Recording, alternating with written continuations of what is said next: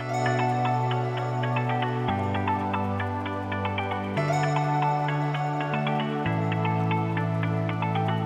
has to be the Liverpool City Council Highways Framework win. We've always had a head office in Liverpool, and it's always been our ambition to do more work in the city. So to say I was delighted when we won the bid would be a massive understatement. It's quite hard to pick out like one thing really through the whole year. I get to like towards the close end of the year and the realisation that we've hit the 3-year plan for the business. So there's been 2 highlights for myself in 2022.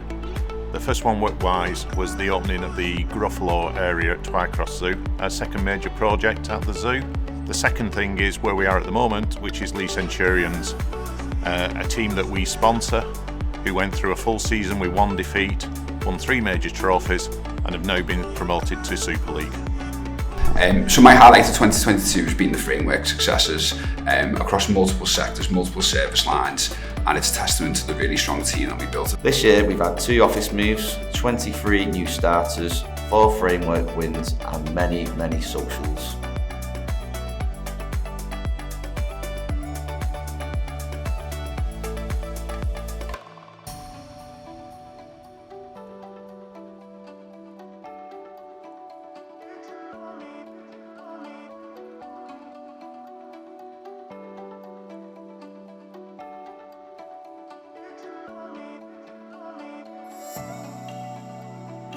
Looking at the figures for the first 3 years of our 2030 strategy, we're about 22% ahead of target on turnover, and staffing-wise, I think we've got 10 more than what we anticipated.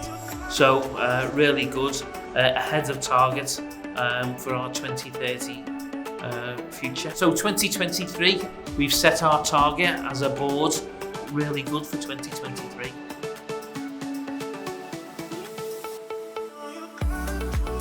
So it's been important to measure our key account management this year because we want to make sure that we're retaining clients, doing what we should be doing, and creating mutually beneficial long-term relationships between both parties. So our process for key account management is making sure that we hold ourselves to account, making sure that we provide high levels of service to our clients with no loose ends. I think the biggest success for us with regards to key account management is the constant repeated work we get from our clients. So what about 2023? Key account management has always been very important to us, but formalising the process and procedures behind key account management is essential if we're going to achieve our 2030 target of being a top 50 consultant. This year we've taken the United Nations Sustainability Development Goals and created our own strategy of how best we can align to these. We chose the goals which we felt as a business we could develop, making the most impact as a team throughout 2022. Moving into next year, we will set new targets, always improving on the amazing success the team has had this year.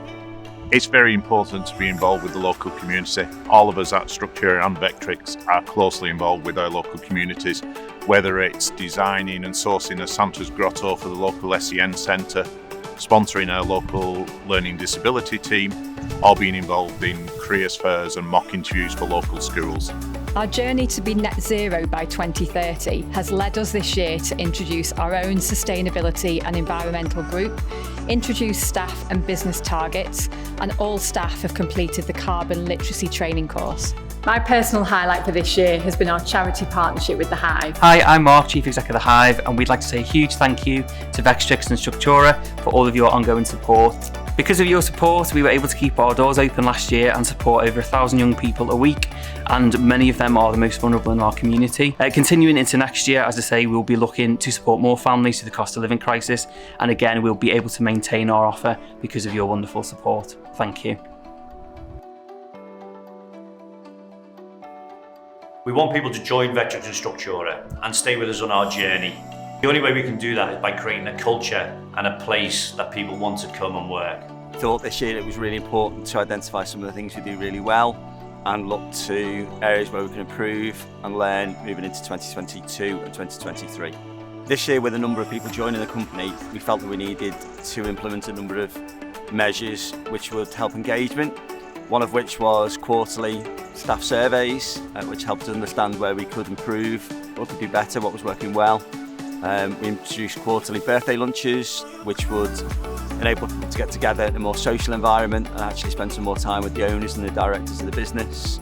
We introduced some one-to-ones, which actually were focused on well-being specifically rather than performance matters. My standout moment for 2022 was the Freddie Awards, which was hosted by the National Centre for Diversity, where we won an award for inclusivity.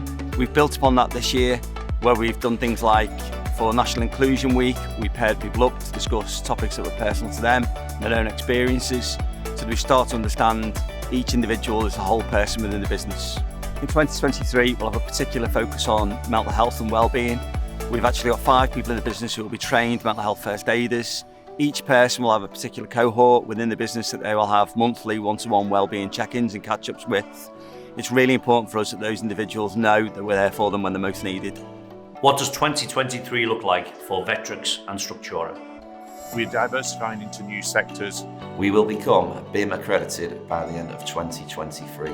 We're expanding all the time, taking on new team members. Continuing the journey we're on with regards to inclusivity, diversity within the team, and looking to grow that with some new initiatives.